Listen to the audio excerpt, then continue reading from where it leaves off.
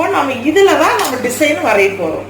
இங்க பாத்தீங்கன்னா இங்க வந்து கைக்கு 1/2 இன்ச் அடிக்க வேண்டிய, இது வந்து கை பகுதிக்குள்ள போற ஜாக்கெட்டுக்குள்ள போறது, அதனால அந்த 1/2 இன்ச்சுக்கு நம்ம அடிக்க கூடாதுங்க. 1/2 இன்ச்சுக்கு ஒரு மார்க் பண்ணிட்டு நம்ம 1.5 இன்ச்சுக்கு ஒரு மார்க் கொடுத்துடலாங்க.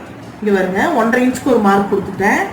அங்கிருந்து ஒரு 1.5 இன்ச்சுங்க, அப்புறம் மறுக்க ஒரு 1.5 இன்ச்சு, மறுக்க ஒரு 1.5 இன்ச்சு, இப்படி நம்ம 1.5 இன்ச்சுக்கு மார்க் கொடுத்துட்டோம்னா நம்மளுக்கு டிசைன் வரும். இப்போ பார்த்தீங்கன்னா இதான் மார்க்கிங்கு. இப்போ மார்க் வந்துருச்சு. ஓகேங்களா? இப்போ நான் வந்து வரைப்பேன். இப்போ நம்ம வரைய போகிற டிசைன் வந்து இந்த மெத்தட் தான் வரைய போகிறோங்க.